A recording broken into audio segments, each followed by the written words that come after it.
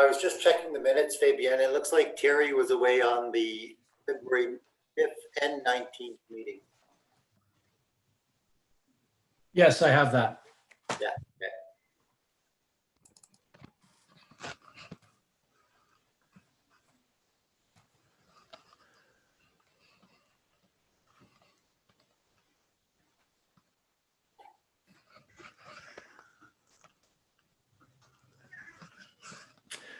Is everybody ready to go? Terry? Sir. Yes, sir. Sean, Stephen? Mr. Vervoort? Yes. Ms. Chandler? Yes. Great. Good morning and welcome to this online hearing of the Committee of Adjustment of the City of Ottawa under the Planning Act. This video conference is also live streaming on YouTube. With me are my fellow panel members, Jocelyn Chandler, Stephen Lewis, Terrence Otto, and Martin Vervoort. My name is Fabian Poulin, and I will be chairing this hearing today. The procedure for this hearing will be as follows. Listed on the agenda and appearing on the screen are applications we will hear today. For the sake of efficiency, the committee may deal with agenda items that are in different order. Committee members have reviewed the planning reports and any written submissions in support or in opposition of each of the applications. Today, we will hear oral submissions from any interested parties.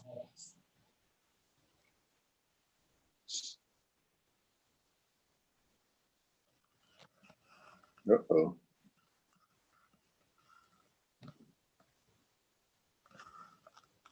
I think we lost our chair.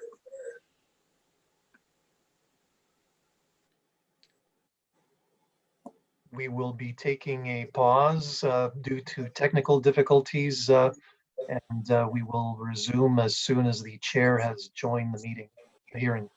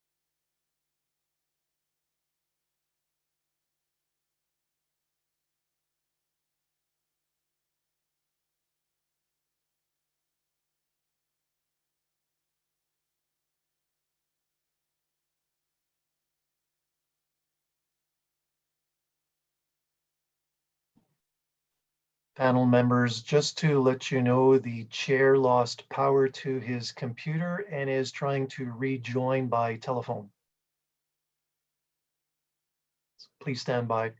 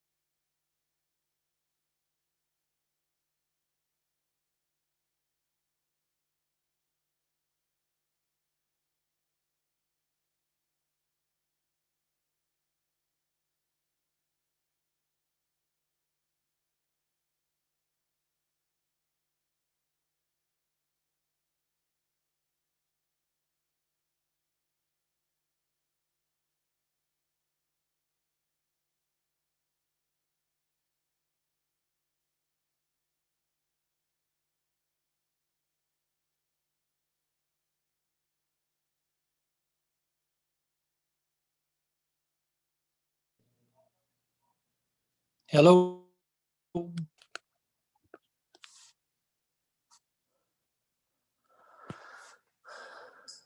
Hello, Fabian. We can hear you. Sorry, just the computer just failed. So did we get anywhere further? Or Not without you, boss. okay, so I'll start from the beginning. Is everybody ready to go? I assume yes. Yes. Yes, we are. Okay. Thank you. Thanks for your patience. Fabian, So I'll just start. for clarity, can you see us, or like, do we need to hold our hands up or speak to you?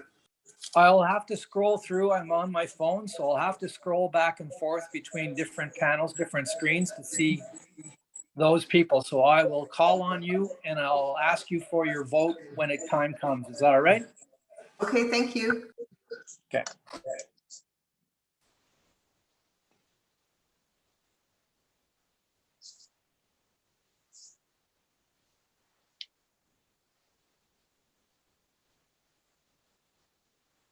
Unmute.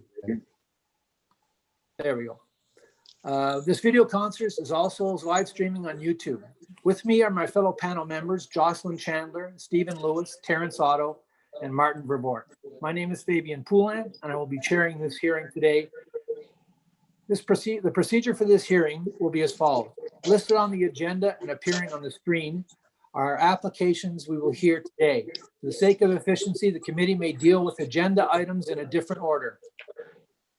Committee members have reviewed the planning reports and any written submissions in support or in opposition of each of the applications. Today, we will hear oral submissions from any interested parties. As part of the statutory notification requirements, each applicant was required to post a sign on the property and file a statutory declaration confirming the sign posting. This declaration must be on file today before we can hear the application. Without it, I may have to adjourn the application or administer an oath if necessary. Can the coordinator confirm if we have received all statutory declarations? Mr. Chair, we have not received any statutory declaration. Therefore, I will administer an oath to each applicant. The committee may ask for a brief presentation of the application, followed by questions from members and submissions from the public. Please address your comments to the chair, starting with your name and spelling it if necessary, and your municipal address for the record. The committee limits presentations to 5 minutes, and any exception will be at the chair's discretion. Before we begin, we have two items of business to address. First is, does any member present need to declare an interest in any of the applications that are before us today or that are on the agenda of another committee panel? Anyone have a declaration? Mr. Vervoort? Terry Otto. Terry Otto? Mr. Vervoort, do you have anything? To which one, Terry? To item number 11 on my agenda, Otto Hannah Road. Thank you. Mr. Vervoort, did you have one to declare? Yes, for panel 1, 207 Bell Street North, minor variance application to be heard today. Thank you. Anyone else have any declarations of interest? Thank you. We also have to adopt the minutes of several past public hearings. And therefore, I'd like to look at minutes of meeting of February 5th. And I believe Mr. Vervoort and Mr. Otto were not there. Therefore, I ask the remaining panel members to vote in favor of adopting these minutes. All in favor? Ms. Chandler? Yes. Mr. Lewis? Support. And I support them as well. So those minutes are adopted. Next is the minutes of February 19th, and I believe Mr. Otto is the only one that was absent at that meeting. Can I have a motion to adopt these minutes? All in favor? Mr. Lewis? Support. Ms. Chandler? Yes. Mr. Vervoort? Yes. And I also support these minutes. Finally, last minutes to adopt are those of March 4th, 2020. All in favor of adopting these minutes? Mr. Vervoort? Yes. Ms. Chandler? Yes. Mr. Otto? Yes. And Mr. Lewis? Support. Thank you. Now we will move on to adjournment requests. I believe we have two adjournment requests. We'll deal firstly with item number 11. I believe, Mr. Otto, you have to excuse yourself for this one. Yes, I'm leaving. Thank you. Do we have Miss Susan Otto present?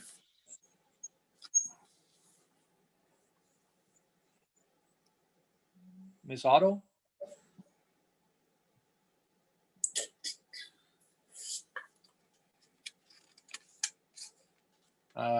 It looks like somebody is trying to call in. There we go. Hello? Hello, Ms. Otto, is that? Yes, I just unmuted my phone. Okay, perfect. Now, there is an adjournment request for your application. Are you interested in adjourning your application? If it's possible, I would prefer to deal with it today. Absolutely, we can deal with it today. We will deal with it in order, so it'll be item number 11 on the agenda. Okay, thank you very much. You're very welcome. We have another item to be adjourned, item number 5. Mr. Holtzman, are you in?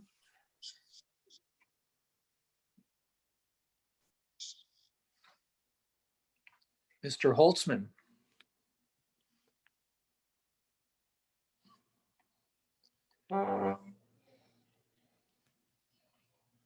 I believe he's on mute.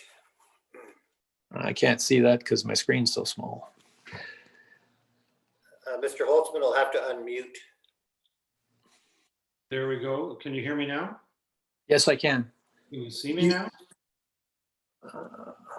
Yes, I can see you now. Yep. Great. Good morning.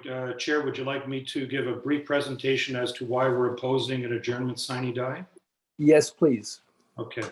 I first want to make note that did the coordinator Mandy receive our email last evening that we sent to the committee, to Mandy, the coordinator, as well as to Grant Vailloux. And I also copied the planner, Krishan Walker. It was an email that it described very briefly why we were opposing an adjournment sine die, along with a very preliminary sketch. Yes, I have received it. Okay. Has it been passed to committee members? Yes, it has. Okay, great. Okay, Mr. Chair, members of the committee.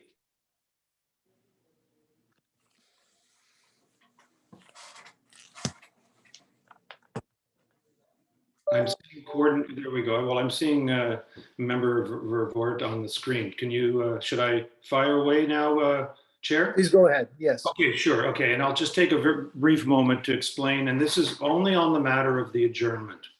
I just want to give a very brief chronology here because I realize, obviously, and we just experienced it this morning, that we're living in some strange times, but those times not only affect the public sector, but the private sector as well. And obviously you appreciate that. So we met with city staff in a pre-consultation in March of 2019. So over almost a year and a half ago. It was Shauna Turkington at the time. She was very helpful. She guided my client and I through what would be the requirements for a formal submission. Sorry about that, a formal submission. She requested 2 specific studies, which we undertook. They were extensive studies. They took a long time. Now, the terms of reference for those studies were outlined by the various authorities. So there was an EIS and there was an aggregate resource assessment study.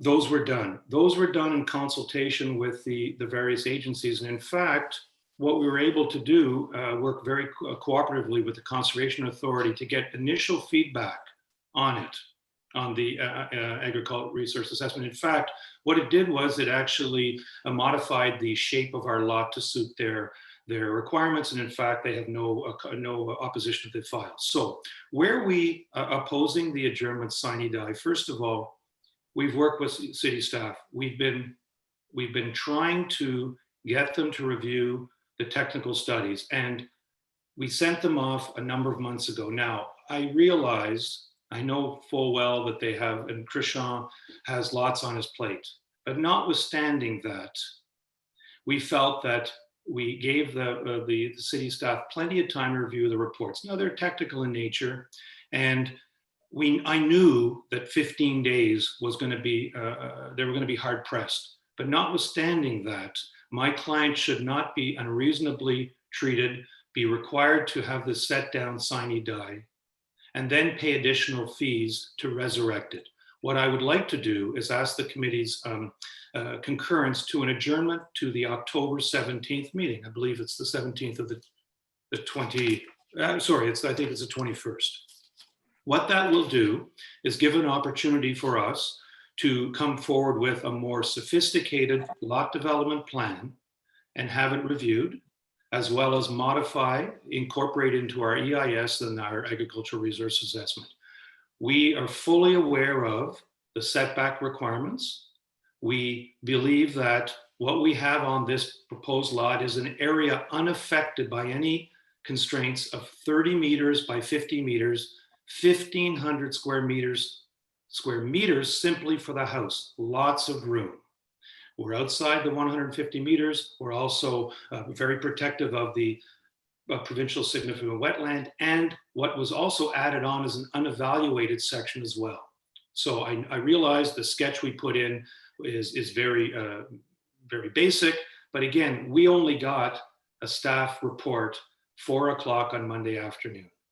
I realize that Krishan and his staff are very overworked, but we should not be penalized, certainly for an adjournment sine die because of that. So really, that's what I'm asking for. If not, certainly if the adjournment to October the 21st meeting is not accepted, then we'll have to consider whether we want the application actually heard today, because I believe that the request for a lot development plan is reasonable. In fact, I'll go further and say that most of the conditions, in fact, all the conditions listed in the staff report, I believe are also quite reasonable. We'd have a year to satisfy them. But notwithstanding that, we'd accept an adjournment, but to that specific date. Thank you, Chair. Thank you, Mr. Holtzman. Mr. Walker, do you have any comments? Would you be amenable to an October 21st adjournment? Good morning, Mr. Chair. So staff would just like to make one thing clear. Once the application is submitted, staff were not able to review the application material until the application is actually circulated. And so our adjournment request has nothing to do with staff's workload. It's based on the quality of material that was submitted. The MRI that was submitted needs to be revised to take into consideration not just the active mineral extraction site that's across the street at 2966 Stagecoach Road, but it also needs to take into consideration the other surrounding lots that are also designated sand and gravel resource area. The EIS that was submitted will need to be revised because the EIS suggested that a development envelope that would start from the front lot line is appropriate in this case. Given the setbacks as per section 67 of the zoning bylaw and the policies within the sand and gravel resource area, it is very likely that the development envelope in EIS will change. If the applicant is confident that he will be able to have a revised MRIA or revised EIS if necessary, and a lot development plan prepared by October 21st, staff has no problem with the adjournment to that date. Great. Any comments from the panel? Mr. Vervoort? Apologies, I was muted. I think October 21st seems reasonable. We'll see how far the parties get at that point in time. I guess also just note the comments in the planning report indicating that there may be some relief required from the zoning bylaw, so we will get clarification on that as well by the 21st, whether or not that's required. But I'm in favor of adjourning to the 21st. Okay. Mr. Otto, any comments? I think it's a reasonable request. Okay. Ms. Chandler? I have no objection to the request for an adjournment to a future date as long as the applicant is confident that he can get his consultants to review those reports in a month. Particularly, I think, address the issue in the mineral aggregate assessment. Okay. Mr. Lewis, any other comments? Support the adjournment. Okay. So I'll call then for a vote from the panel to adjourn this application till October 21st. All in favor? Mr. Vervoort? Yes. Ms. Chandler? Yes. Mr. Otto? Yes. And Mr. Lewis? Yes. Mr. Holtzman, your application is adjourned till the 21st of October. Okay, thank you very much.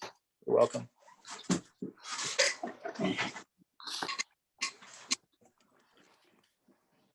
Just have to duck down here for a second. Trying to make sure I don't lose you again. There we go. Thank you, Mr. Holtzman. Okay, thank you. I'm on number 4 later on, so I'll stick by. Okay, thank you. Now we'll move on to application number 1. This is an application for 4836 Bank Street. And is Mr. Nico Church from Fulton Consultants here? Mr. Church. Good afternoon, members of committee. This is Brian Casagrande from FOTEN. Mr. Church is on vacation this week, so I have the pleasure of presenting to you.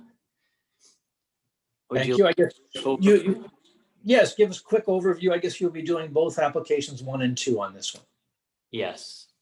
And okay. I should also point out that Miss Erin O'Connell from Regional Group, who's involved with this application, is also supposed to be online if we need to hear from her. Okay, thank you.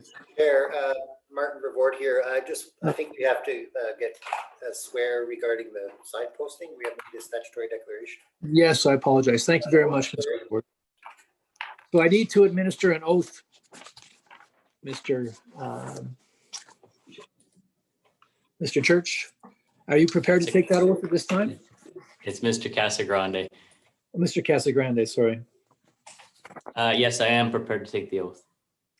Do you solemnly swear or affirm that the notice provided by the committee was posted at the property to which the application applies for the prescribed number of days before the hearing as instructed and was clearly visible and legible during that time? Do you swear? Yes, I do. Thank you. Please proceed with a brief description of your application. Thank you. So basically what you have before you is consent applications that deal with properties known as 4836 and 4840 Bank Street. The property at 4836 is proposed for a mixed-use development that would be comprised of a shopping center and a hotel. These applications have gone through site plan control as well as a major zoning bylaw amendment. Those application processes are completed, and we're in the stages of finalizing conditions of site plan approval and the execution of a site plan agreement for which these applications are required. The consent applications are intended to create a right-of-way between the subject properties and a corresponding planned shared vehicular access to Bank Street. And then there's a secondary consent that's sought for a minor lot line adjustment between a registered block on the subject property to the south and west at 4840 Bank, and a registered block within the subdivision to the north. And so basically that's the gist of the application. If the we have some slides that could be brought up. I guess I'm seeing them now. And I can kind of walk you through the applications, seeing those. I think we understand what the gist of the application, Mr. Okay. Casagrande. So I think at this time I'd like to ask Mr. Walker if he has any comments or questions or concerns. Thank you, Mr. Chair. As it relates to agenda items 1 and 2, the department has reviewed both and has no concerns with the applications. Thank you very much. I would like to ask the panel if they have any questions or comments. Mr. Vervoort, do you have any questions or comments or concerns? None at all. Thank you. Thank you. Mr. Otto, any questions, comments, or concerns? None at all. Thank you very much. Ms. Chandler, any questions, comments, or concerns? None. Thank you. Mr. Lewis, any questions? I'm good. Good with the Okay. application. Thank you very much. Mr. Casagrande, are you aware of the one condition? The lot line adjustment condition? Actually, I don't think I've seen that one. Mr. Walker, would you like to take him through the lot line condition?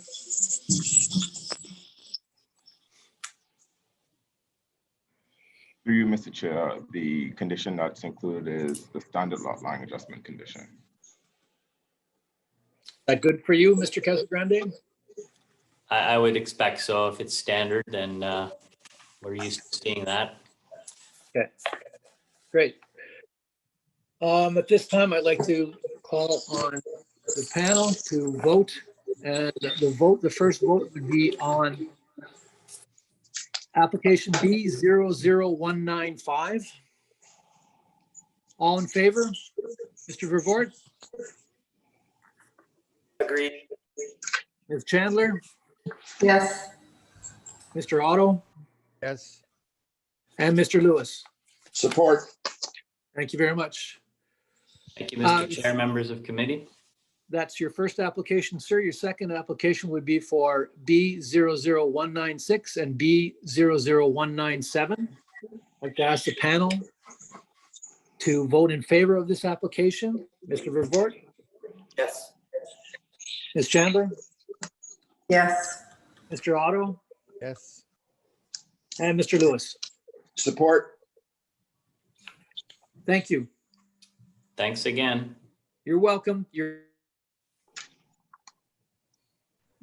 Uh-oh.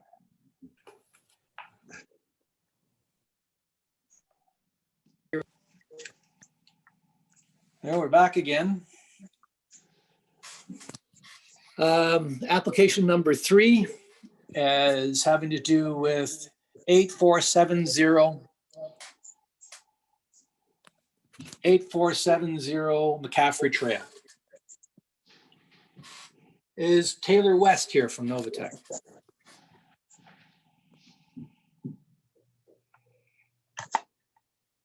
Mr. West? Good morning. I'm just trying to figure out how to turn on my camera. I can barely hear you, I think, if that's you, Mr. West. Mr. Chown, I see that you're here as well. Yes, I am, Mr. Chair. Thank you very much. Having difficult time hearing you. I'm not sure whether the rest of the members are here having difficulty hearing you, but I am. There we go. I can see you now. Mr. Chair, can you hear me now? Very, very lightly. I'm not sure whether the rest of the panel can hear you either. I can hear him. Yep. Okay, No problem. good. So, Mr. West, please proceed with a brief description of your application. Absolutely. Thank you, Right. Mr. Chair. Miss- The Oh, subject, before I continue, I keep on missing this, and this is the oath I have to administer. So, Mr. West, Oh,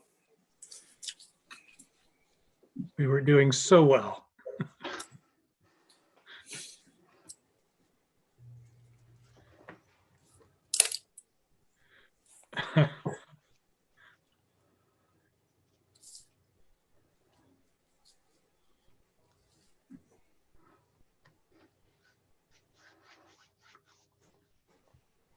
Just while we're waiting for the chair to come back, I guess I have an administrative question that I can put to the remaining panel members or, oh, he's coming back. There he is. Okay.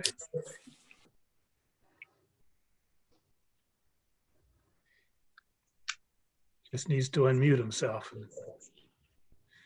there we go. Sorry about that. Mr. West, I need to administer the oath. Are you prepared to take the oath at this time? I am. Do you solemnly swear or affirm that the notice provided by the committee was posted at the property to which the application applies for the prescribed number of days before the hearing as instructed and was clearly visible and legible during that time? Do you swear? Yes, I do. Thank you. Please proceed with the application. Thank you, Mr. Okay. Chair. The subject site is, do we have the presentation to go with?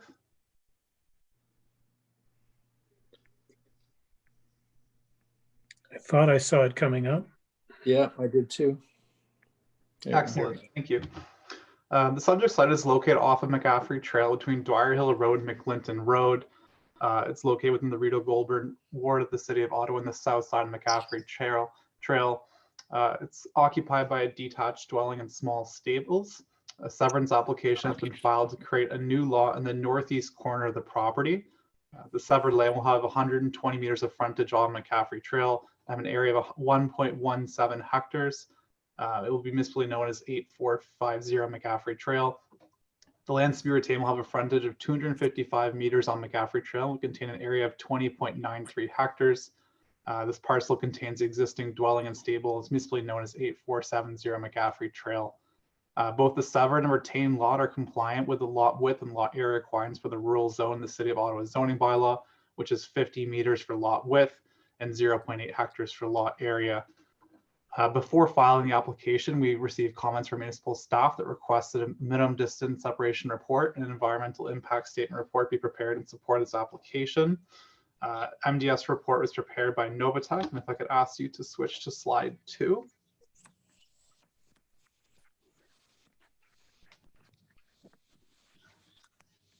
Excellent, thank you. The MDS report identified 3 potential barns and manure storage areas. There are stables on the subject site and manure storage associated with the stables, which required a separation distance of 81 meters. The farm to the north, which is 4B Farms at 8331 Bleaks Road, required a separation of 360 meters from the barn and 296 meters from the manure storage area. And a small barn at 8520 McCaffrey Trail required a separation distance of 161. Proposed severance is located outside the required minimum separations from all identified barns and manure storage areas. An EIS report was prepared by both an environmental consulting. And if I could ask you to switch to slide 3.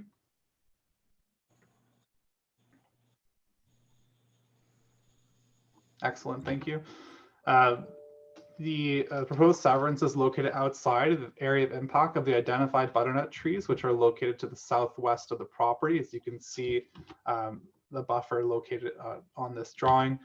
The EIS concluded that proposed severance has no negative impacts on natural features or ecological functions. It's understood that a geotechnical report that addresses the quantity and quality of well water, as well as the impacts of a septic system, has been asked for as condition of the severance. It is understood that a road widening will be taken from both the severed and retained lands. It is further understood that the City of Ottawa shall be making the road widening for both the severed and retained lands parcels standard practice in the rural areas. Pro-severance is consistent with the provincial policy statement with respect to locally appropriate law creation and environmental protection. The proposal does not necessitate the construction of new public infrastructure, including roads and services, and such a planned subdivision is not required. Proposed severance has an adequate supply of land to ensure spacing requirements and provision of private services are available. The application for severance is consistent with the policy requirements of subsection 5124 of the Planning Act and represents good land use planning. Thank you. Thank you very much, Mr. West. I'd like to ask Mr. Walker to make some comments. Thank you, Mr. Chair. The department has had an opportunity to review the application and has no concerns with the proposal, subject to the conditions as provided. Thank you, Mr. Walker. I'd like to ask our conservation partners if they have any comments to make on this application.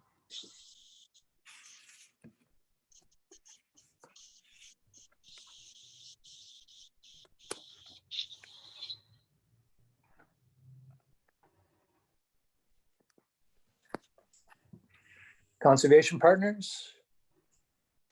Mr. Chairman, it's Murray Chown. I'm just wondering if I can make one other comment. I see that Garrett Scrome from the city's legal department is monitoring this hearing, and I anticipate it's related to the memo that's been provided by the legal department to the committee with respect to the taking of road widenings on the retained lands.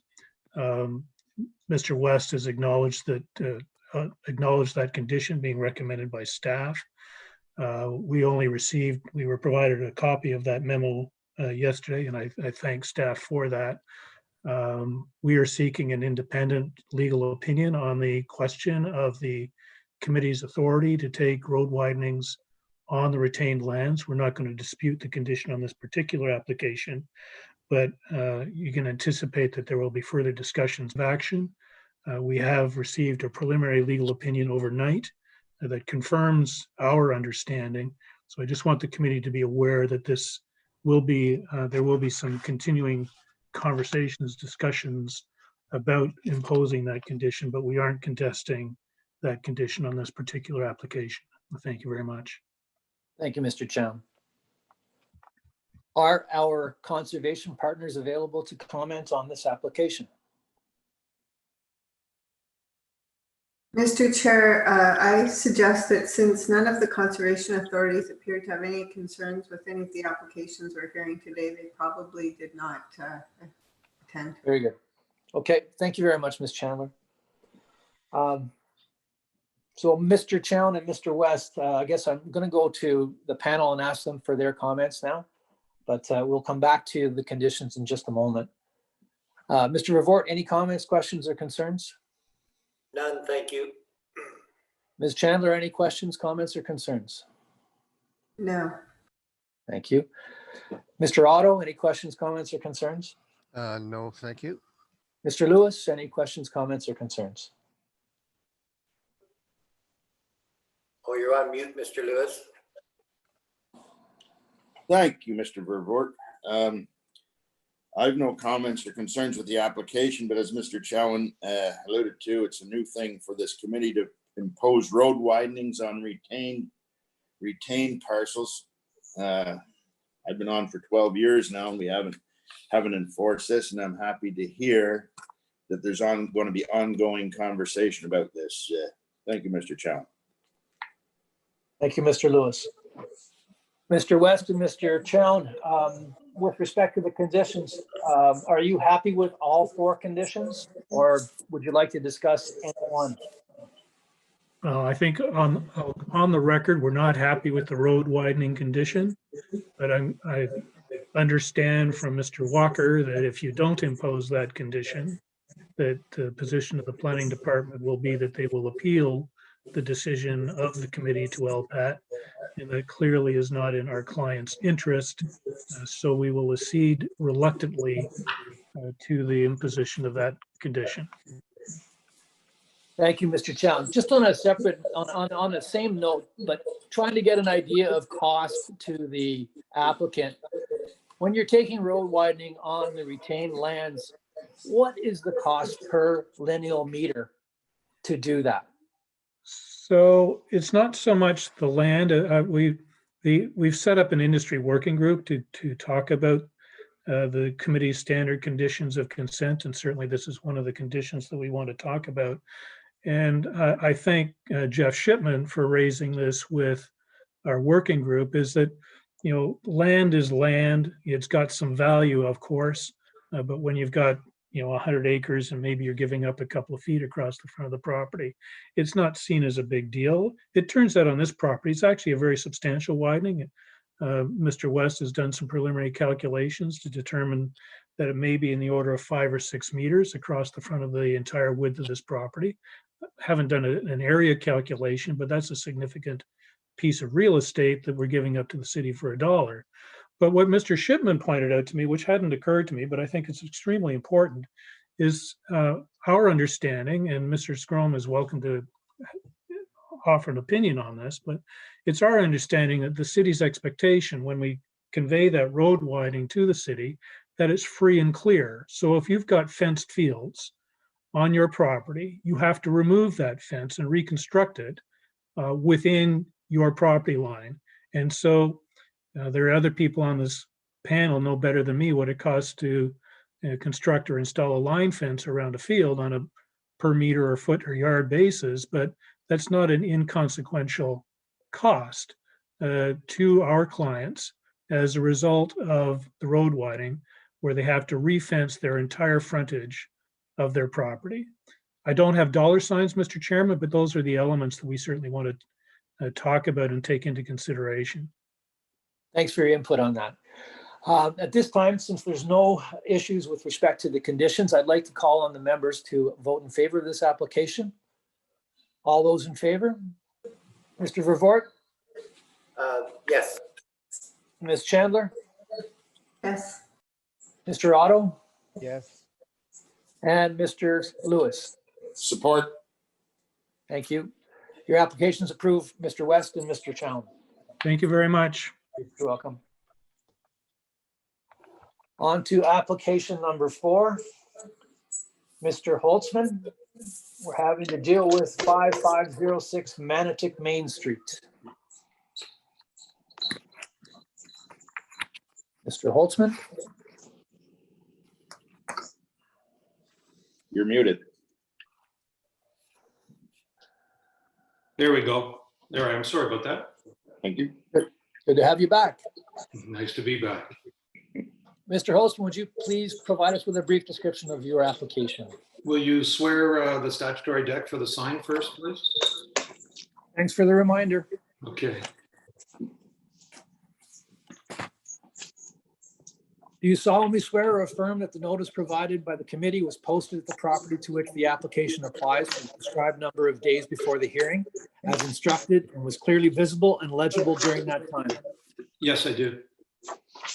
Just on that, Mr. Holtzman, we had a memo from the public that suggested that the sign only went up last Wednesday.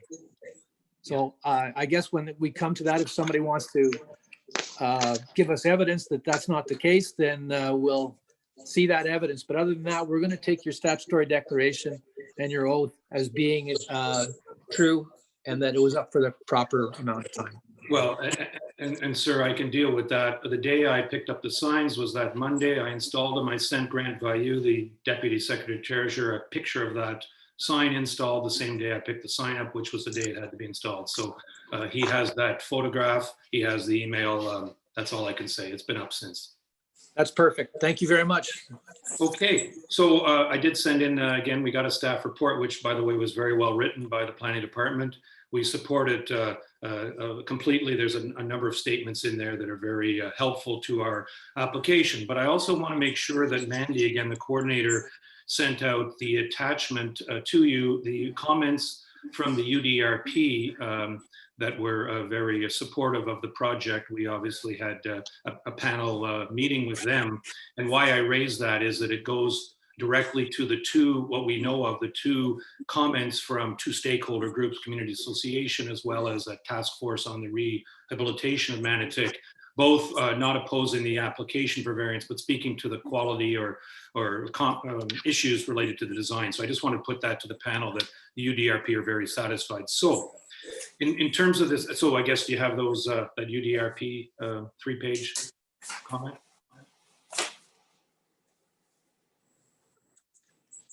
Yes, I have received it. Great, and the panel members have it? Yes. Okay, great. Okay, so in terms of the variance, would you like a very brief presentation? I think I can be brief. Yes, please be brief. Okay, so, and I'm glad you have the landscape plan up, so we'll just refer to that. So there's two variances. One is a very slight reduction in the required lot area for this property, as well as a reduction in the landscape buffer around a parking lot abutting a street. So I'll speak to the first one first. Bring it to the attention of the committee that any redevelopment of this property would require that variance. The property is about 14 square meters short of the minimum required lot area in this particular zone. So again, any development would require it. 14 square meters is the size of a reasonable bedroom. And so obviously that's an interesting variance. It's required, but I think what behooves us and the staff when they're reviewing this is that we have complied with every other provision of the bylaw in terms of setbacks, parking requirements, drive aisles, except for one, and that's the second variance. So again, in terms of the variance per lot area, obviously it's, in our opinion, it's minor. In terms of the reduction landscape buffer, you can see it along the top edge of that site. It's a corner lot, and it's along the Highcroft Drive frontage. It's a corner lot. So we've laid out the site and we're seeking a reduction from 3 meters to 1.83.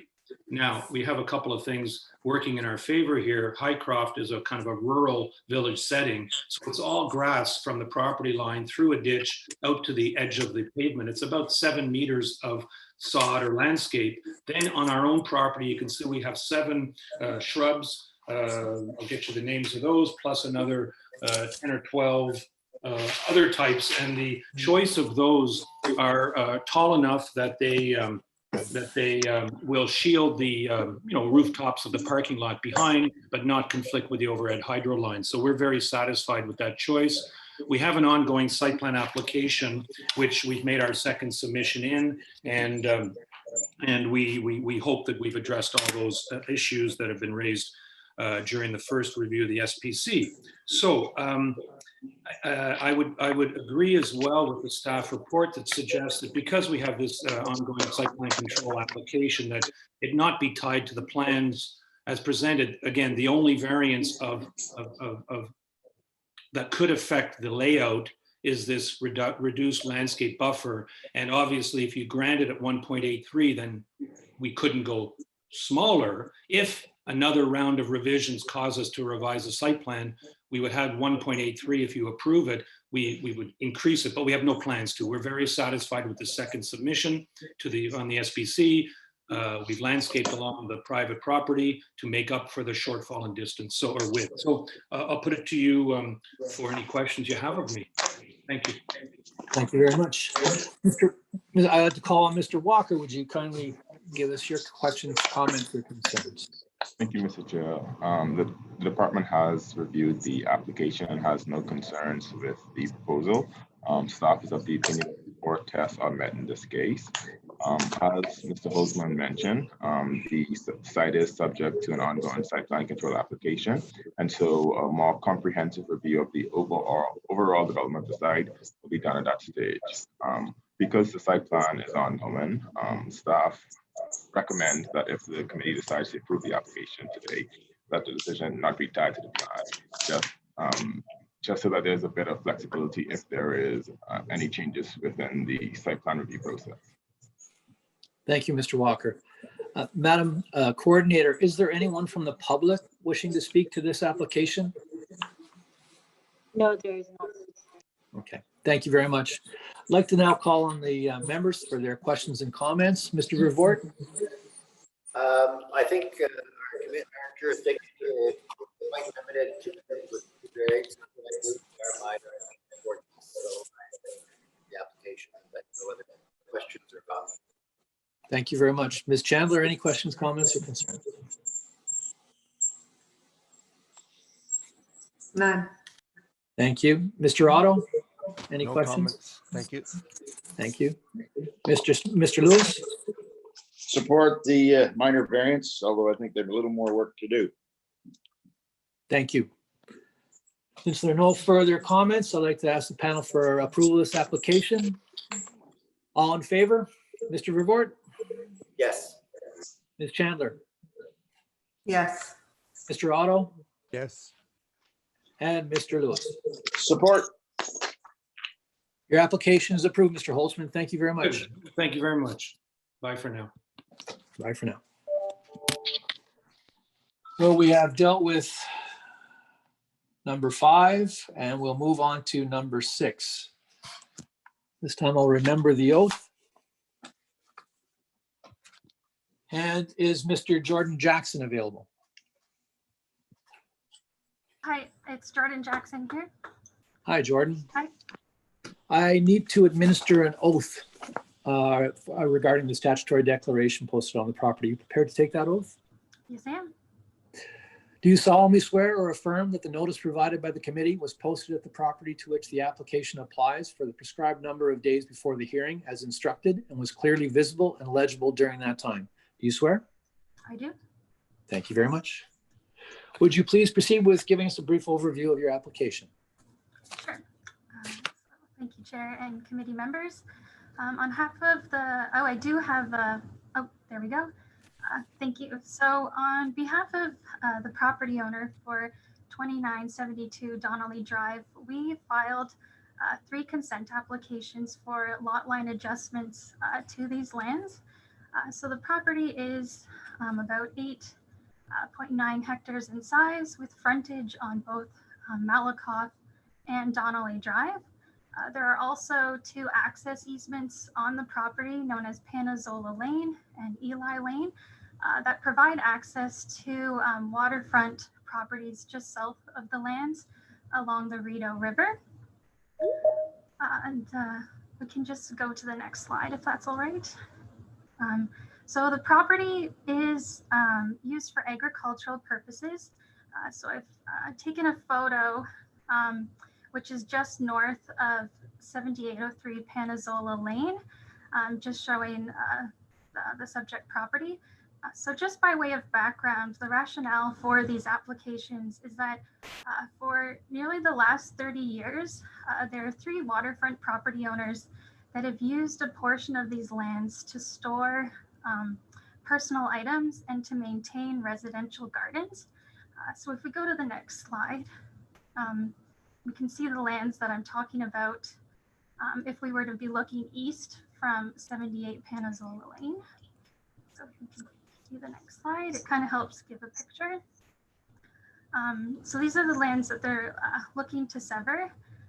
So the intent of the applications is to sever a small portion of the lands and add it to each of the waterfront properties so that these lands can be under their ownership and control, and to also provide additional lands away from the Rideau River to support any redevelopment opportunities that may come.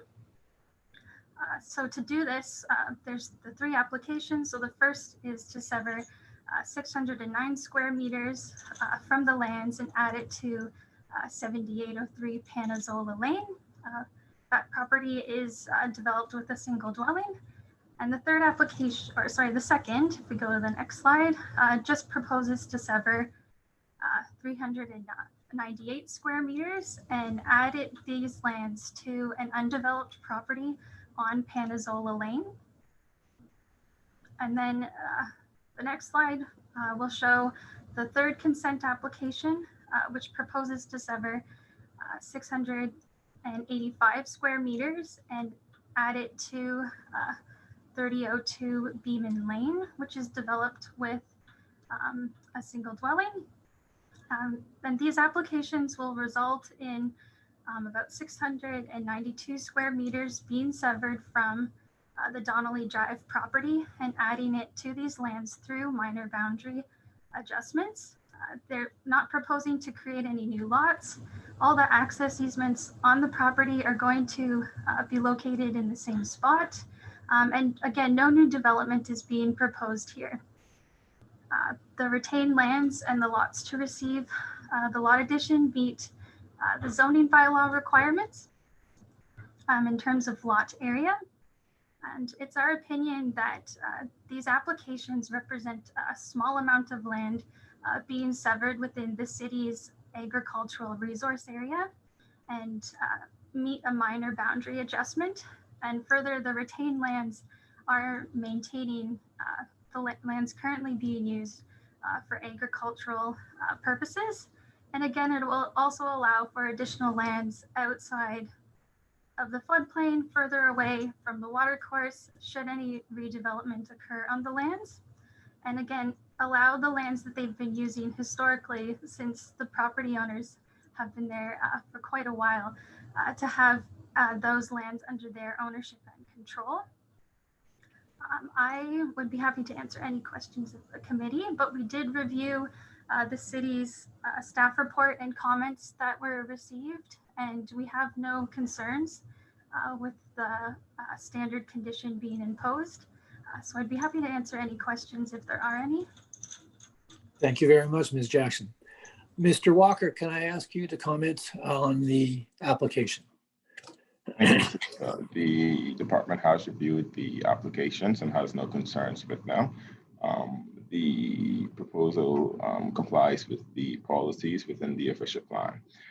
Staff recognize and understand that while there isn't any development proposed for the lands that are to be enlarged, in the event that development in the future or redevelopment is proposed for those properties, they will require relief from the zoning bylaw as they are currently non-compliant. Staff has no further comments at this time. Thank you, Mr. Walker. I'd like to ask the panel if they have any questions, comments, or concerns. Mr. Vervoort. Just a question for Mr. Walker. Is there any, I have no problem with the applications, but I just wondered, will there be split zoning on these properties then when we're finished? Is that a concern at all? Through you, Mr. Chair, yes, the properties will be split zoned, but it's not an issue for the department. Okay, the applicant has been made aware of that, and she understands the implications of that. Thank you. Ms. Chandler, any questions or comments? Again, I don't have any concerns with the applications, but two quick questions.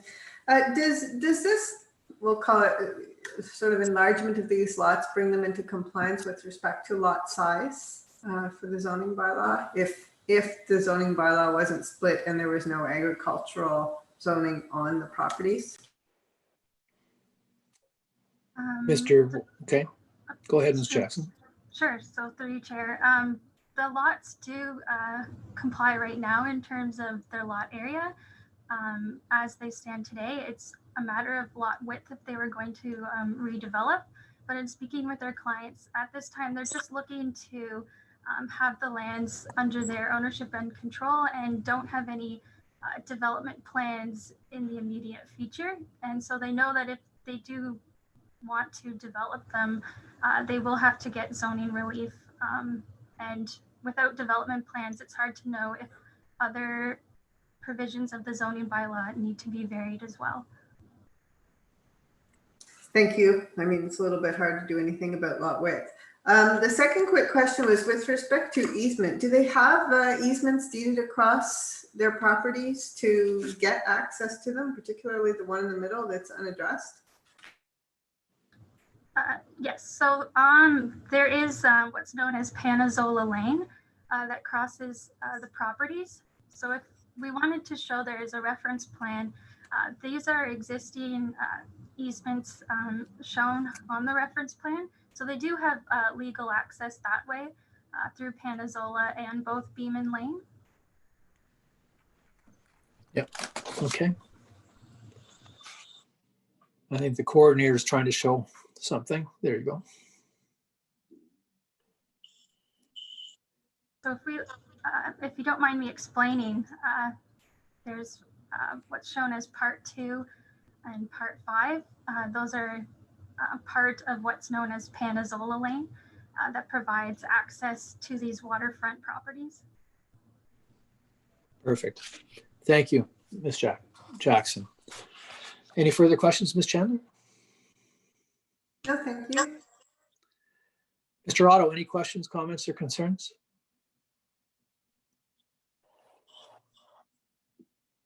No questions, thank you. Thank you. Mr. Lewis, any questions, comments, or concerns? None. Thank you very much. At this time, Since you're aware of the conditions, Ms. Jackson, and you're okay with them, I'd like to call on the panel to approve this application. Therefore, all in favor, Mr. Vervoort, are you in favor of this application? Yes, I'm in favor of all three, 180, 181, and 180. Correct. Thank you. Ms. Chandler, are you in favor of these applications? I concur with Mr. Verwood. Thank you. Mr. Otto, do you agree with these applications? Yes, I do. Thank you. Mr. Lewis, do you agree with these applications? Support, yes. Thank you very much. Your application is approved, Ms. Jackson. Thank you very much.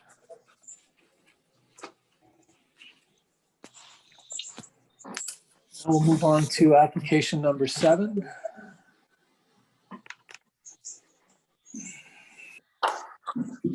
Is Mervyn Harper available?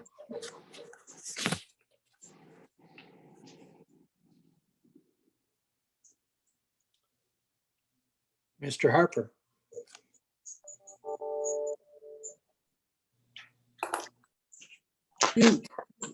Hello, yes. Hello, Mr. Harper. Yes. Good morning. Good morning. I need to administer an oath regarding the statutory declaration that was posted on your property. Are you prepared to take that oath now? We are, yes. Do you solemnly swear or affirm that the notice provided by the committee was posted at the property to which the application applies for the prescribed number of days before the hearing as instructed and was clearly visible and legible during that time? I do. Thank you very much. Please proceed to give us a brief overview of your application, sir.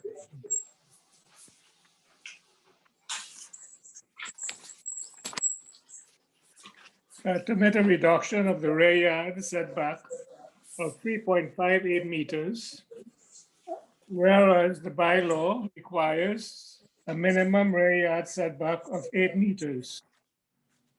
To permit a reduction of the rear yard area of 14.6%, 84 square meters, whereby the bylaw requires a minimum rear yard area of 25%, which equals 144.25 square meters of the total area. Great. Thank you very much, sir. Mr. Walker, do you have any questions or comments on behalf of the city? Thank you, Mr. Chair. The department has reviewed the application and has no concerns with the proposal. Staff is of the opinion that the 4 tests are met and has no further comments at this time. Thank you very much. I'd like to ask the panel if they have any comments or questions. Mr. Vervoort?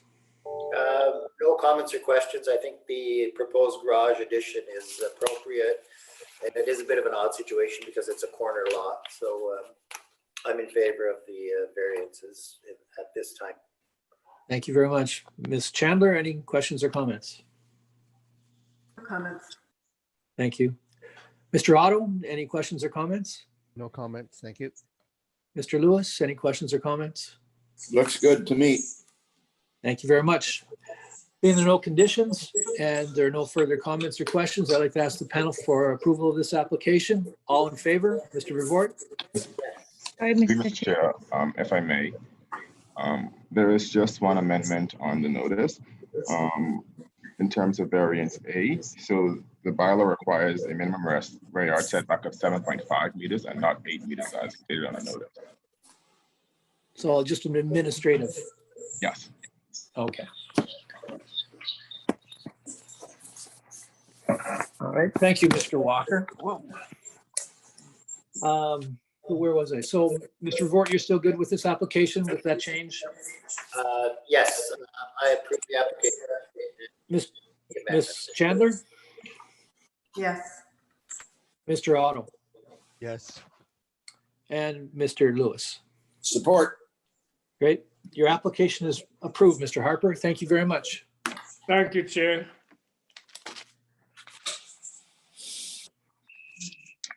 Now we will move on to application number 8. Ms. Belfi, are you available?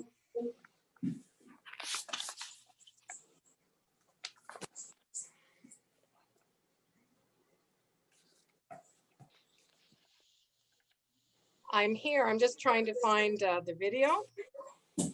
Okay, there you are. There we are. Thank you. Thank you. Ms. Belfi, I'd like to administer the oath about the statutory declaration posted on the property. Are you available to do that now? Yes, I am. Do you solemnly swear or affirm that the notice provided by the committee was posted at the property to which the application applies for the prescribed number of days before the hearing as instructed and was clearly visible and legible during that time? Yes, I do. Thank you very much. Would you please provide us with a brief summary of your application today?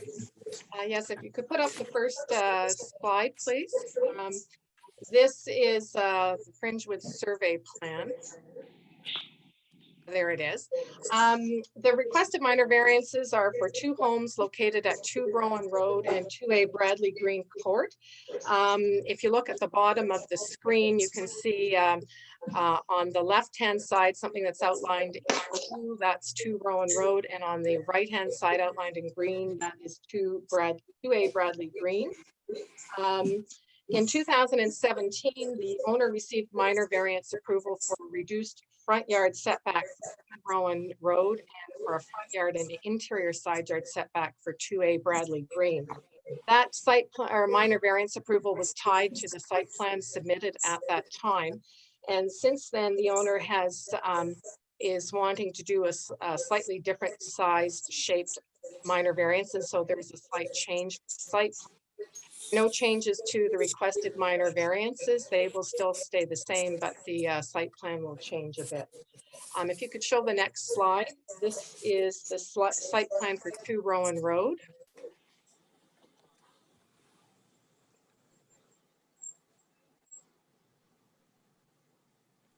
Just waiting for that.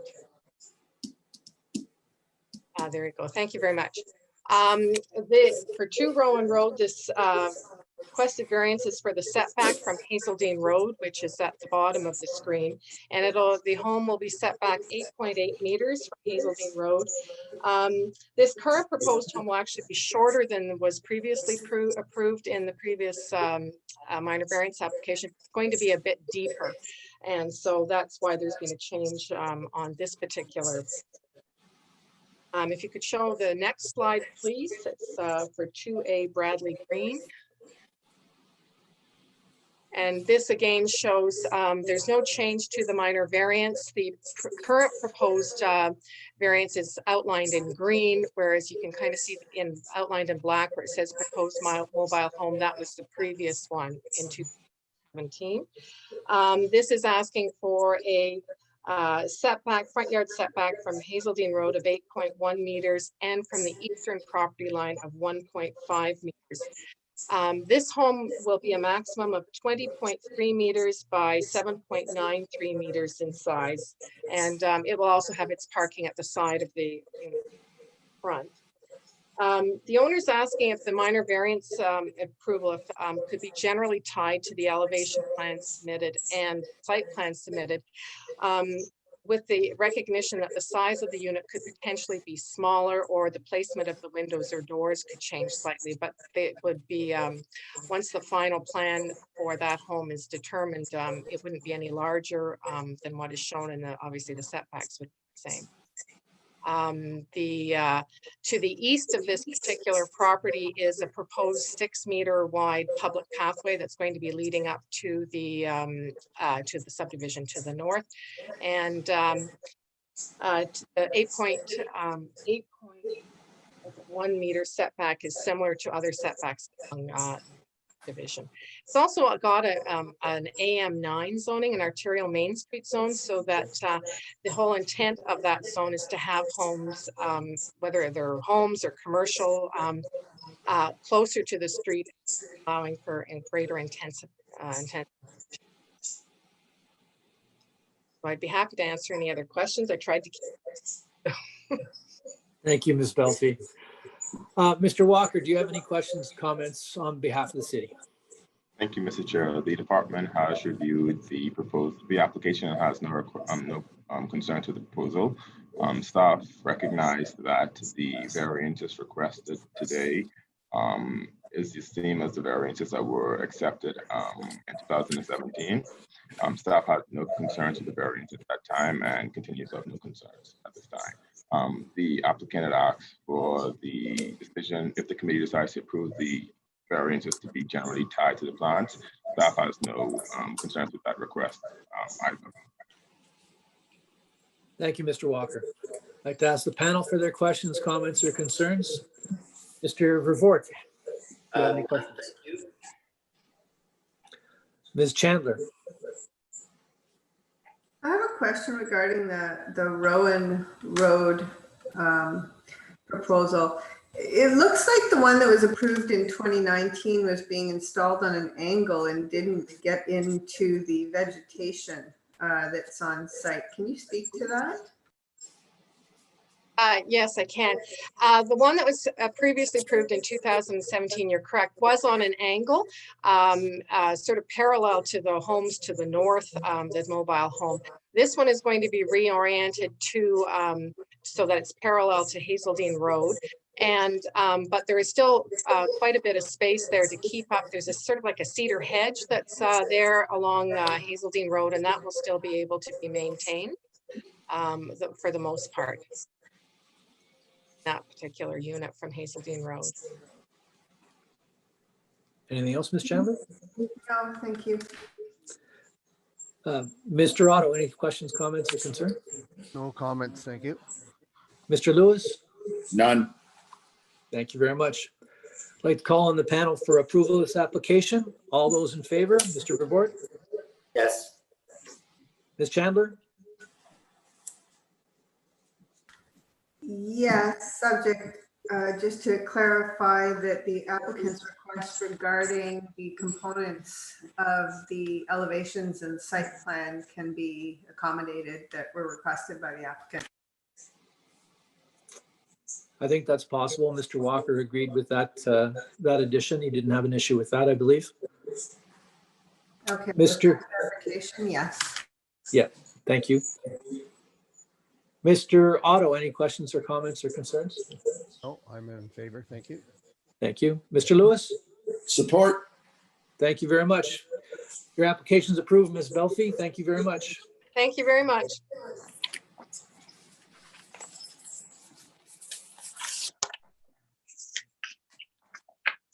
We'll move on to application number 9, having to do 1034 McGarry Terrace and 1117 Longfield Drive.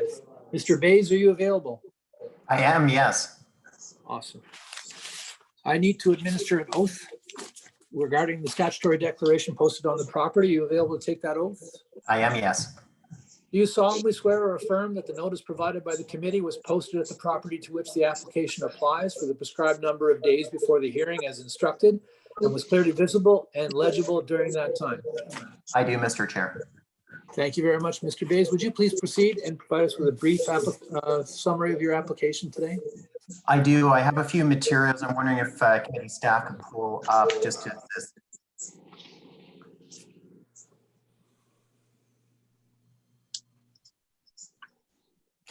Mr. Chair, the property is located at the northwest corner of Longfields Drive and Marketplace Avenue in Barrhaven Town Center.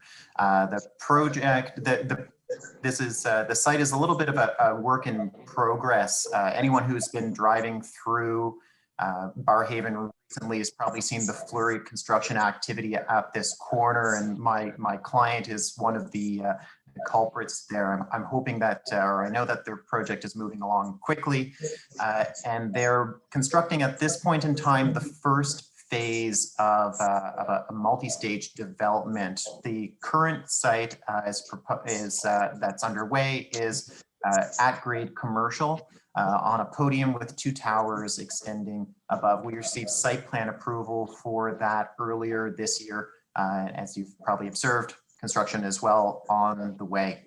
The property so that is the area that has the stippling on the image in front of you. The other site, the future site, is to the west.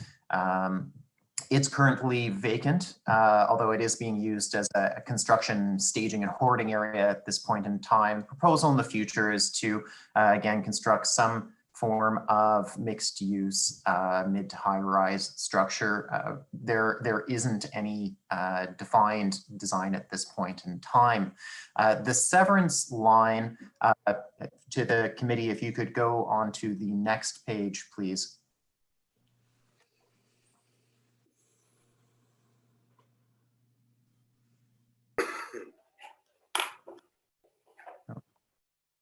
Thank you.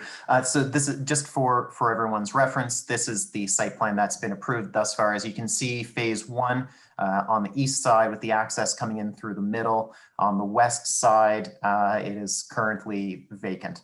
Next page, please.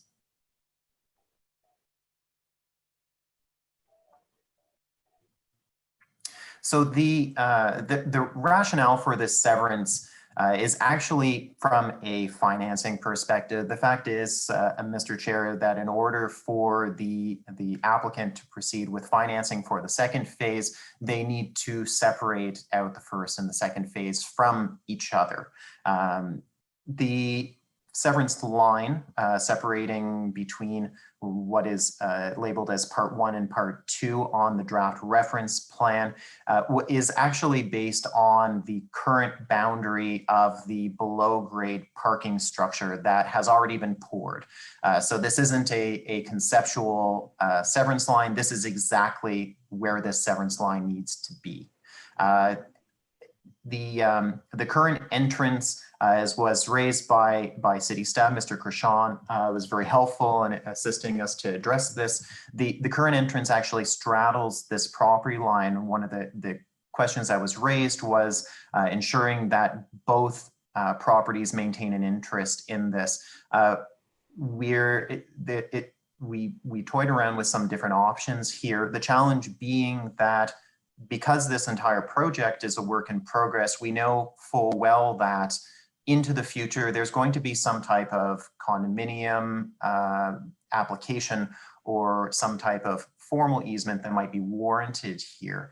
But for the time being, there is likely going to be amendments to that access as part of the second stage, changes in circulation. There is actually drop walls that are located or knockout panels located in the lower parking garage so that once the second phase is built, the parking garages are shared. So this is an interim solution that we're proposing: blanket easements, reciprocal blanket easements, and a joint use and maintenance agreement to address concerns of maintaining interests in that access.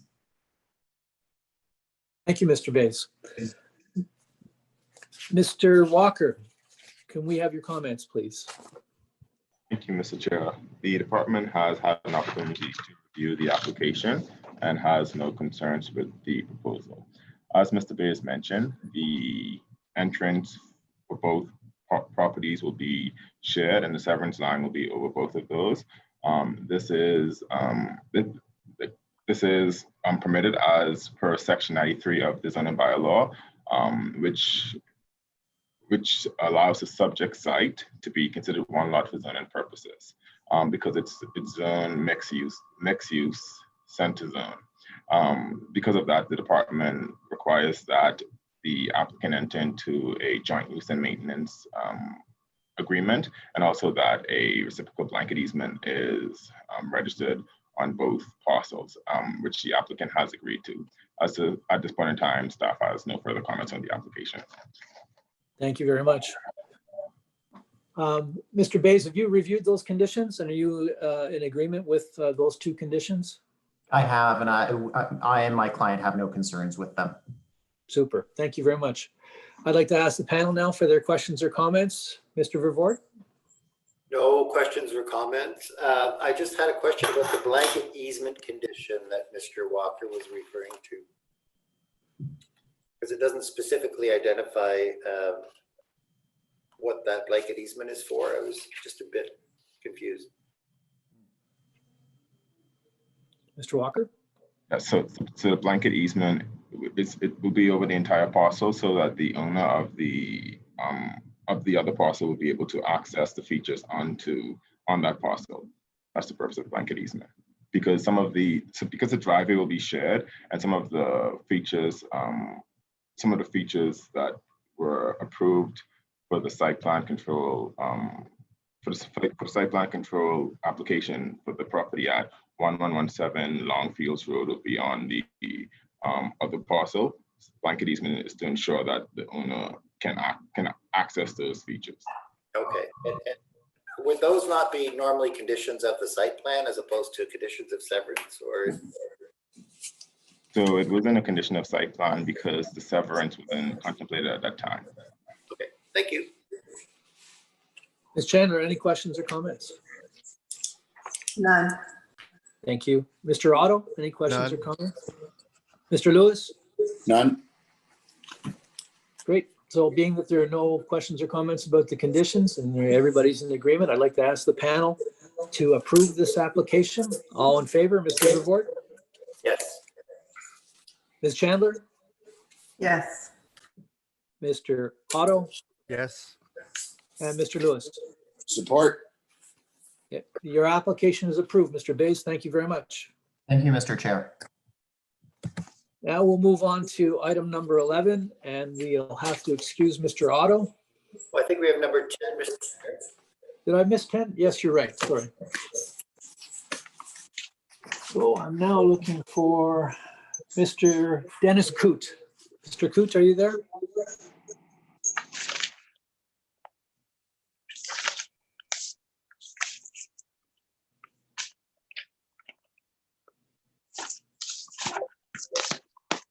Mr. Coote.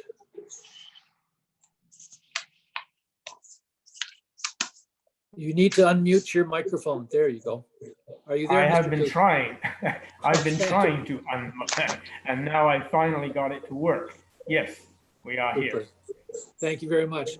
Mr. Coote, I need to administer a oath concerning the statutory declaration of the sign posting. Are you able to take that oath now? Yes, this oath was taken at the last hearing, but the signs have remained in place right up until today, so I'm quite happy to take that again. Thank you. Do you solemnly swear or affirm that the notice provided by the committee was posted at the property to which the application applies for the prescribed number of days before the hearing as instructed and was clearly visible and legible during that time? Yes, Do you swear? I do. Thank you very much. Mr. Coote, would you please give us a brief description of your application today? Yes, the application has arisen. I could just go back very briefly.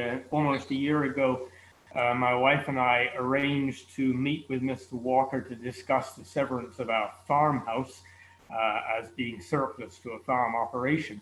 And at that time, I discussed with him the fact that the entire property was zoned agriculture. The property was clearly not suitable for agriculture. I have a background in soil survey work, and I know what the soils are like down there. And Mr. Walker produced the latest version of the official plan, which clearly showed that the southern part of our property had been redesignated as general rural, which was news to us. I subsequently discovered that a team chaired by Councillor Scott Moffat had been applying the Lear technology to a number of areas in former Golden Township, and they had concluded pretty much the same as I had concluded, that the southern half of this property should not be zoned agricultural. So as a consequence of that, my wife and I decided that we would see if we could sever a couple of lots on Bleaks Road. That's the far southern end of the property. And that is what has given rise to this application today. Thank you very much, Mr. Coote. Mr. Walker, would you please make some comments with respect to this application for the city?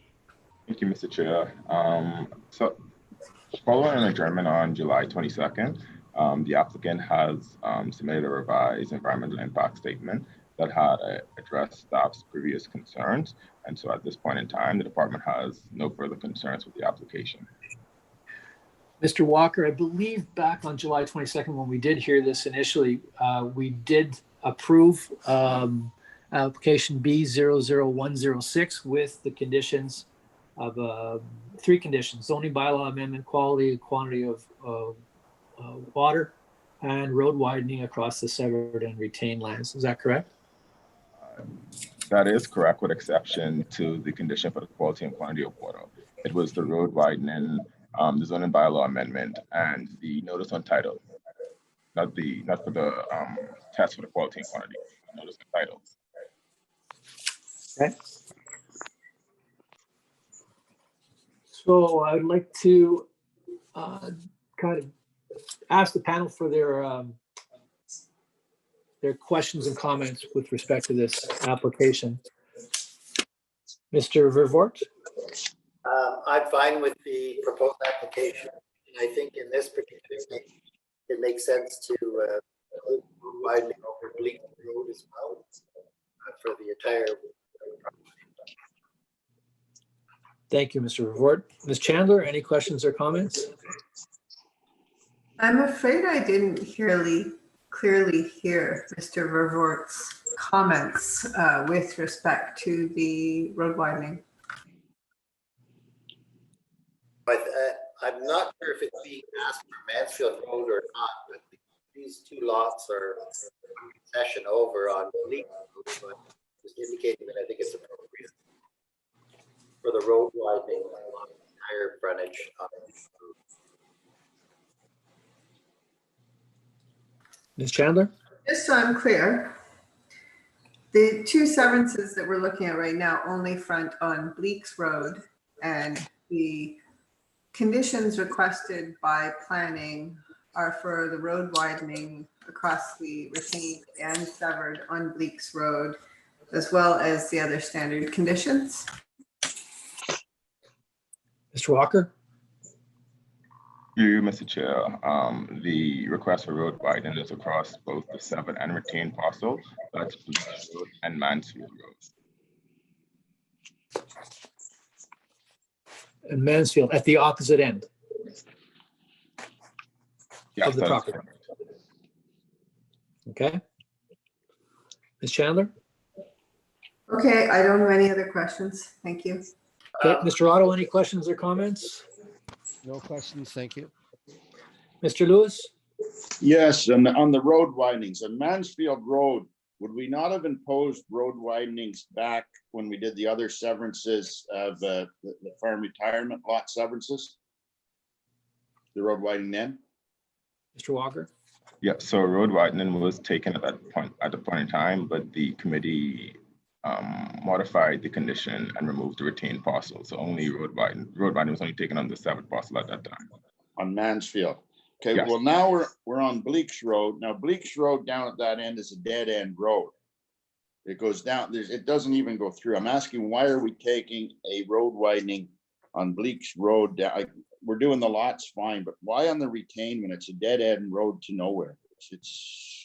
Seems I don't support taking the road widening basically on the retained part of Bleak's Road. I think it's unfair and unnecessary.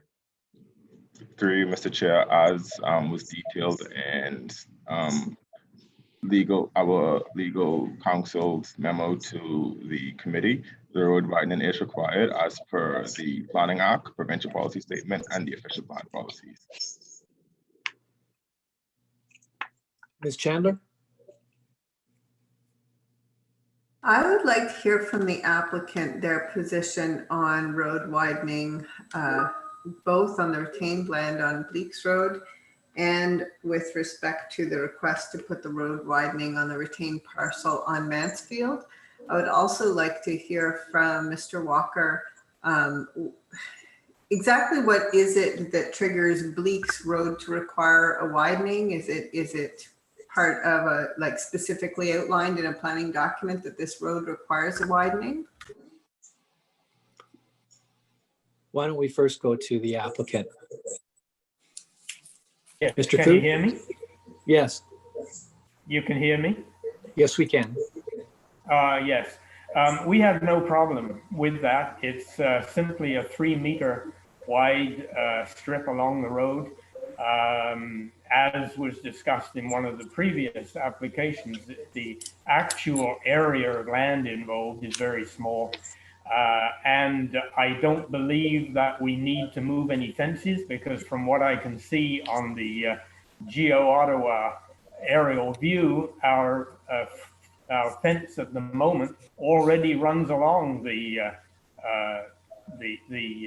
proposed boundary. In other words, an extra 3 meters from the road. So it really doesn't involve us in any expense, and it doesn't bother us. Thank you, Mr. Coote. Mr. Walker, can you respond to Ms. Chandler's comments?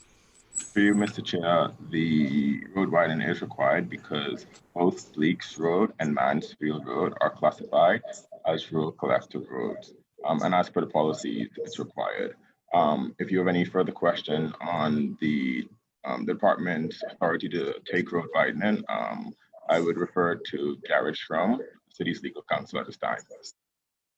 Well, Ms. Chandler, first go to you.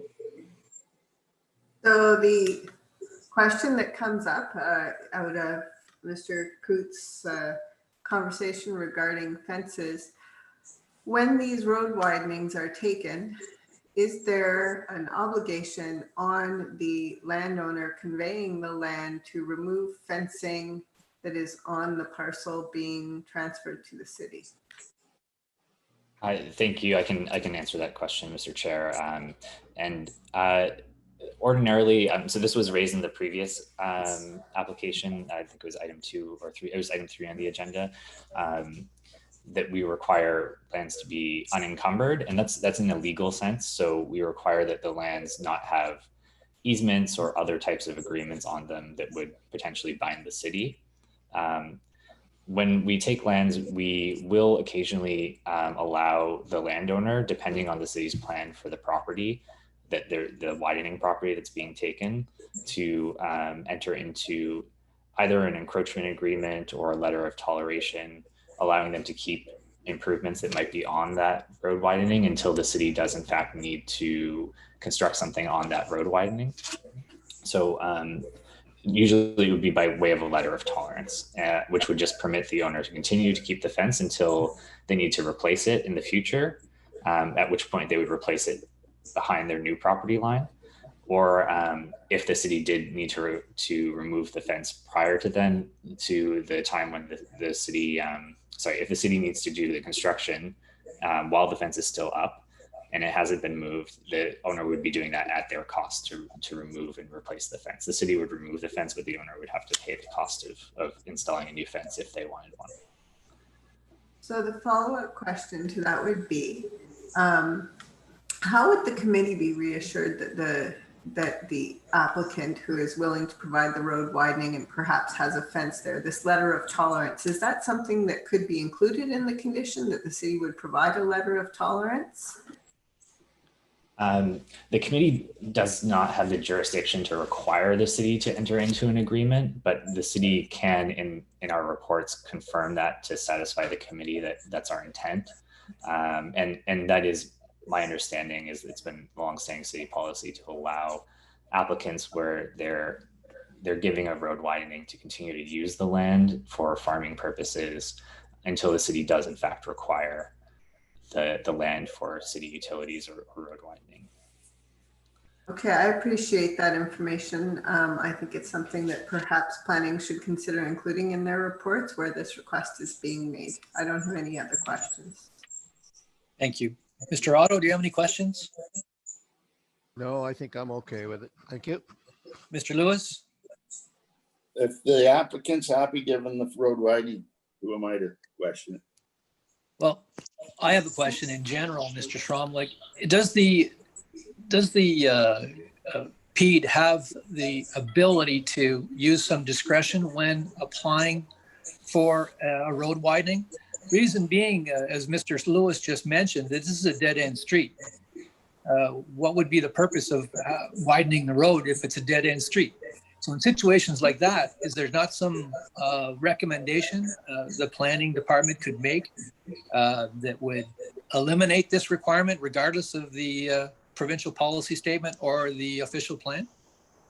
So the provincial policy statement does require the city staff the city staff tries to conform with the provincial policy statement whenever we can. And that does indicate that staff should make efforts to protect right-of-way, future right-of-way widenings, so that infrastructure can be built in an orderly and cost-effective way in the future. When staff do have some discretion when the circumstances are appropriate to request different conditions other than the full widening if it does appear appropriate in the circumstances. Generally, though, staff would defer to what's in the official plan. And my understanding is that these are designated as roads that would require a widening under the official plan, under the appropriate schedule to the official plan. So in general, staff would follow what's in the official plan. So in every instance, they would take the road widening. End of story. There is discretion to consider the reasonableness of the road widening in the circumstances. So and that's the committee has that discretion. So in this case, do you think it's reasonable to have the road widening happen on a dead-end street? I mean, that would be more of a planning question, which I think Mr. Walker has confirmed that this is in the official plan. It's something that has been designated as requiring a road widening, and the intent is to preserve this for the future, even if right now it's not in the near future anticipated to be required. Okay, thank you, Mr. Schramm. Ms. Chandler, you said you had your hand up? No, I think I'll leave it. Krishan has something to add. Okay, so I would just like to add, while Bleaks Road isn't built out to its full capacity, I would note that Bleaks Road is identified as a right-of-way up into Huntley Road. And so while it's not built out today, it is very likely that the city will build it out as needed. Thank you, Mr. Walker. Any further comments by our panel? Okay. So what I'd like to do then is since there are no questions concerning the conditions, I would like to ask for the panel's approval of this application with the conditions as written. All in favor? Mr. Revort? Yes. Mr. Otto? Yes. Ms. Chandler? Yes. And Mr. Lewis? Didn't hear you. Support. Thank you very much. Your application is approved, Mr. Coots. Thank you. Thank you very much. Thank you. Appreciate it. You're welcome.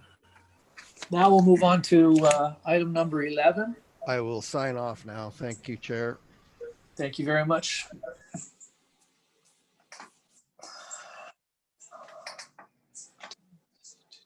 Okay. Now I'd like to call on Miss Susan Otto. Miss Otto, are you there? Yes, I'm here. Great. I need to administer an oath concerning the statutory declaration for the sign posting on your property. Are you able to take that oath now? Yes, yes, that's fine. Although I did take the oath August the 5th, but I'm perfectly willing to take it again. Thank you. Do you solemnly swear or affirm that the notice provided by the committee was posted as the property to which the application applies for the prescribed number of days before the hearing, as instructed, and was clearly visible and legible during that time? Yes, I do. Thank you very much. I'll just poll the panel. I believe we understand what this application is all about. We listened to it the last time it was presented. Does Mr. Walker have any comments or questions that you want to bring up for this on behalf of the city? Thank you, Mr. Chair. The department has reviewed the application and has no concerns with the proposal, subject to the conditions as provided. Thank you very much. Ms. Otto, I wondered if you want to go through the conditions. Are there any of the conditions that you do not agree with?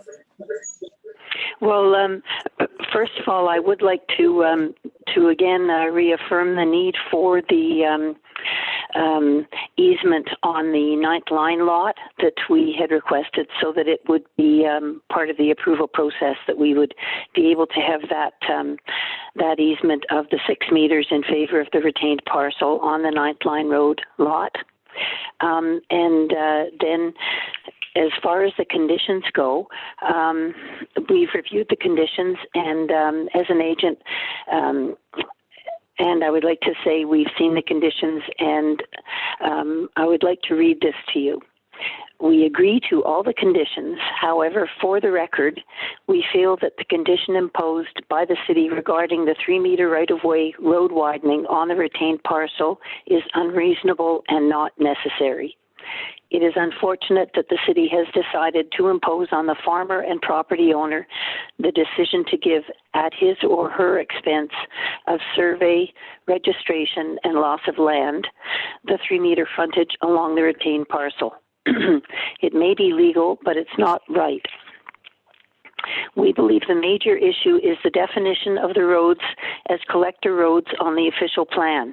It appears that sometime in the past, which no one in the city seems able to tell us, the local roads and rural roads, which were mostly 20 meters of frontage, suddenly became collector roads with 26 meters of frontage for right-of-way purposes, without the general public being aware of it. It is unfortunate that this has happened, and it is only going to create more bad feelings towards the city by the rural inhabitants who are affected. There should be a legal way for the city to get this right-of-way at no charge when they actually widen the road. Until that time, it should remain in the property owner's name. Thank you for your consideration. Thank you very much, Ms. Otto. Any comments? You're welcome. Any comments, Mr. Walker? Thank you, Mr. Chair. Staff has no comments. Thank you very much.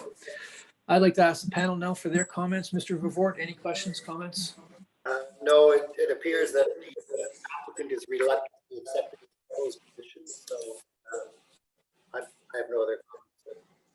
Thank you. Ms. Chandler, any questions or comments? None. Thank you. Mr. Lewis, any questions or comments? I hear Ms. Otto's thoughts. I agree with them 100% about the road widening. However, unless you want to appeal it, we have really no choice to do anything, I guess. So here we go again. Okay. I support it. Right. So given that there are no questions concerning the conditions, I'd like to ask the panel for approval of this application with the conditions as they're written. All in favor, Mr. Vervoort? Yes, both applications. Okay. Ms. Chandler Yes. and Mr. Lewis? Support. Your application is approved, Ms. Otto. Thank you very much. Thank you. Have a good day. Bye-bye. Thanks, everyone. If there being no further business, I'd like to adjourn this panel of the Committee of Adjustments. Thank you. Thank you. So long.